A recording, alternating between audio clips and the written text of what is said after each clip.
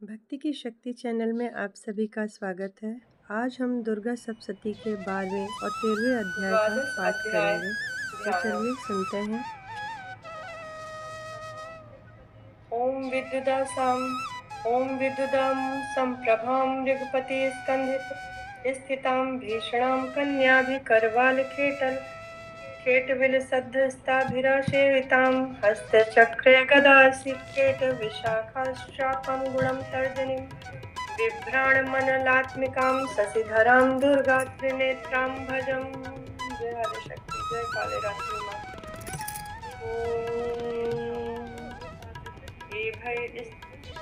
देवी बोली, देवताओं, जो एकाग्रचित्त होकर प्रतिदिन इन स्तुतियों से मेरा स्तवन करेगा उसकी सारी बाधा मैं निश्चय ही दूर कर दूंगी। जो मधुकैटभ का नाश, महिषासुर का वध तथा शुंभ निशुंभ के संहार प्रसंग का पाठ करेंगे तथा अष्टमी, चतुर्दशी और नवमी को भी एकाग्र चित्त हो भक्ति पूर्वक मेरे उत्तम महात्म का श्रवण करेंगे, उन्हें कोई भी पाप नहीं छू सकेगा।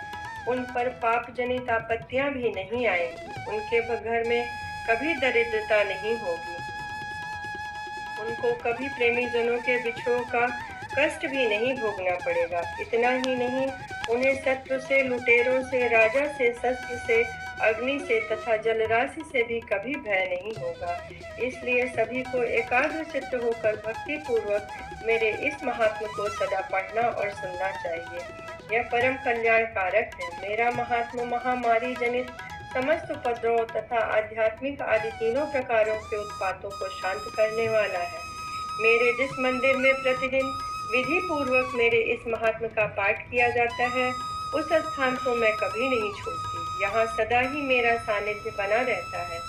बलिदान, पूजा, होम तथा महोत्सवों के अवसर पर मेरे चरित्र का पूरा पाठ और श्रवण करना चाहिए। ऐसा करने पर मनुष्य विधि को जानकर या बिना जाने भी मेरे लिए जो बलि, पूजा या होम आदि करता है, उसे मैं बड़ी प्रसन्नता के साथ ग्रहण करती हूँ।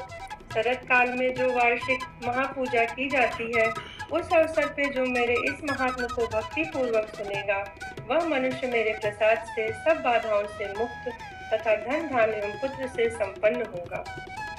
इसमें तनिक भी संदेह नहीं है। मेरे इस महात्म में मेरे प्रादुर्भाव की सुंदर कथाएं तथा युद्ध में किए हुए मेरे पराक्रम सुनने से मनुष्य निर्भय हो जाता है। मेरे महात्म का श्रवण करने वाले पुरुष के शत्रु नष्ट हो जाते हैं, उन्हें कल्याण की प्राप्ति होती है तथा उनका कुल आनंदित रहता है। सर्वत्र शांति बनी रहती है।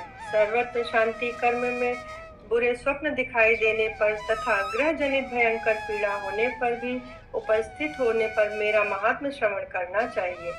इससे सब विघ्न तथा भयंकर ग्रह पीड़ाएं शांत हो जाती हैं और मनुष्य द्वारा देखा हुआ दुस्वप्न शुभ स्वप्न में परिवर्तित हो जाता है।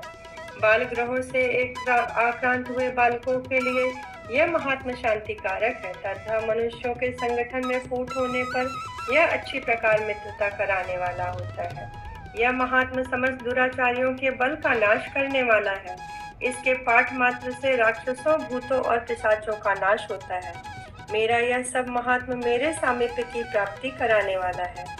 पशु, पुष्प, अर्घ्य, धूप, दीप, गंध आदि उत्तम सामग्रियों द्वारा पूजन करने से, ब्राह्मणों को भोजन कराने से, होम करने से, प्रतिदिन अभिषेक करने से, नाना प्रकार के अन्य भोगों का अर्पण करने से तथा दान देने आदि से 1 वर्ष तक जो मेरी आराधना की जाती है और उससे मुझे जितनी प्रसन्नता होती है, उतनी प्रसन्नता मेरे इस उत्तम चरित्र का एक बार श्रवण करने मात्र से हो जाती है। यह महात्म श्रवण करने पे पापों को हर लेता है और आरोग्य प्रदान करता है।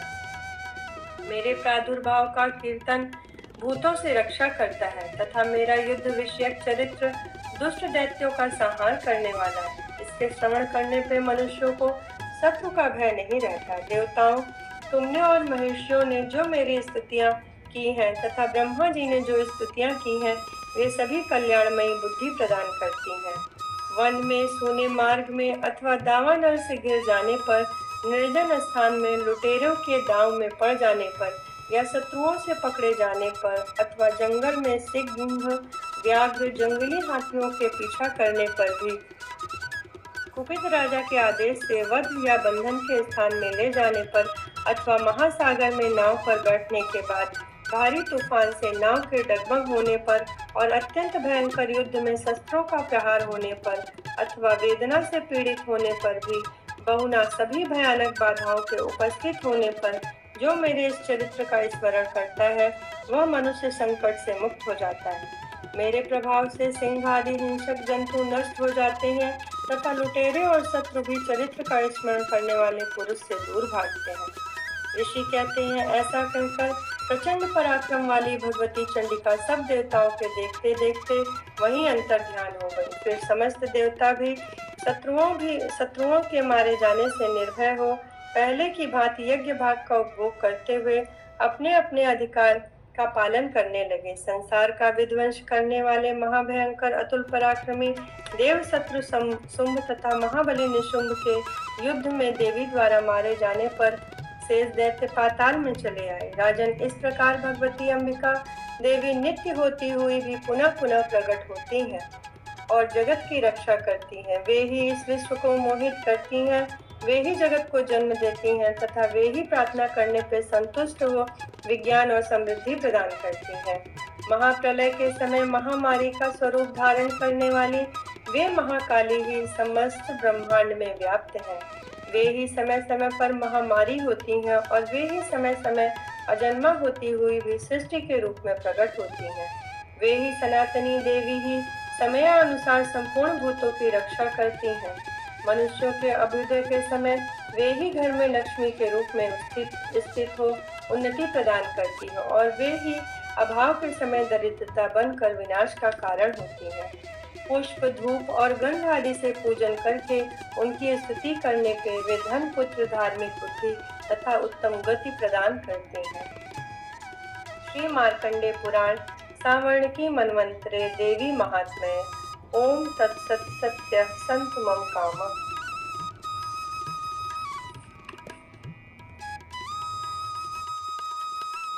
त्रयोदशो अध्याय ध्यानम्। ओम बालार्कमण्डलाभासं चतुर्बाहुं त्रिलोचनां भीतिधारयन्तीं शिवां भजे। ऋषि उवाच। ऋषि कहते हैं, राजन, इस प्रकार मैंने तुमसे देवी के अनुपम महात्म का वर्णन किया जो इस जगत को धारण करती हैं। उन देवी का ऐसा ही प्रभाव है। वे ही विद्या उत्पन्न करती हैं। भगवान विष्णु की माया स्वरूपा उन भगवती के द्वारा ही तुम ये वैश्य तथा विवेकी जन मोहित होते हैं, मोहित हुए हैं तथा भविष्य में भी मोहित होंगे। महाराज, तुम उन्हीं परमेश्वरी के शरण में जाओ। आराधना करने पर वे ही मनुष्यों को भोग, स्वयं तथा मोक्ष प्रदान करती हैं। मार्कंडेय जी कहते हैं, कौस्तुक श्री जी मेधा मुनि के वचन सुनकर सूरत ने उत्तम व्रत का पालन करने वाले उन महाभाग महेश को प्रणाम किया। वे अत्यंत ममता और राज्यपह से बहुत ही खिन्न हो चुके थे। महामुनि इसलिए विरक्त होकर वे राजा तथा वैश्य तत्काल तपस्या को चले गए और वे जगदम्बा के दर्शन के लिए नदी के तट पर रहकर तपस्या करने लगे।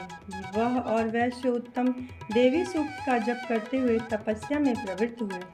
वे दोनों नदी के तट पर देवी की मृण्मयी मूर्ति बनाकर पुष्प, धूप और हवन आदि के द्वारा उनकी आराधना करने लगे। उन्होंने पहले तो आहार को धीरे धीरे कम किया, फिर बिल्कुल निराहार रहकर देवी में मन लगाए एकाग्रता पूर्वक उनका चिंतन आरंभ किया। वे दोनों अपने शरीर के रक्त से प्रोक्षित बल देते हुए लगातार 3 वर्षों तक संयम पूर्वक आराधना करते रहे। इस प्रकार प्रसन्न होकर जगत को धारण करने वाली चंडिका देवी ने प्रत्यक्ष दर्शन देकर कहा। देवी बोली, राजन, अपने कुल को आनंदित करने वाले वैश्य, तुम लोग जिस वस्तु की अभिलाषा रखते हो वह मुझसे मांगो, मैं संतुष्ट हूँ, अतः तुम्हें वह सब कुछ दूंगी। मार्कंडेय जी कहते हैं, तब राजा ने दूसरे जन्म में नष्ट न होने वाला राज्य मांगा तथा इस जन्म में भी शत्रुओं की सेना को बलपूर्वक नष्ट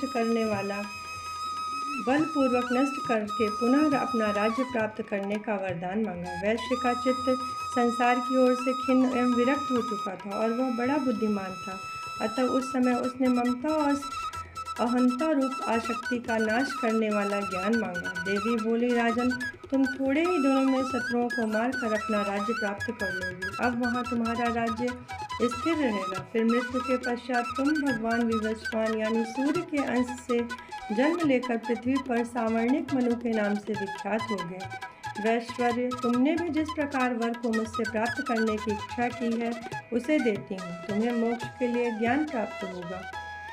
मार्कंडेय जी कहते हैं, इस प्रकार दोनों को मनोवांछित वरदान देकर उनके द्वारा भक्ति पूर्वक अपनी स्तुति सुनकर देवी अंबिका तत्काल अंतर्ध्यान हो गई। इस तरह देवी से वरदान पाकर क्षत्रियों में श्रेष्ठ सूरत सूर्य से जन्म ले सावर्णिक नामक मनु होंगे।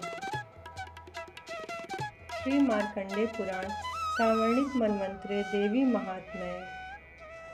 ओम तत्सत सत्यः सन्तु मम कामः। जय आदिशक्ति जगत जननी माँ जगदम्बा।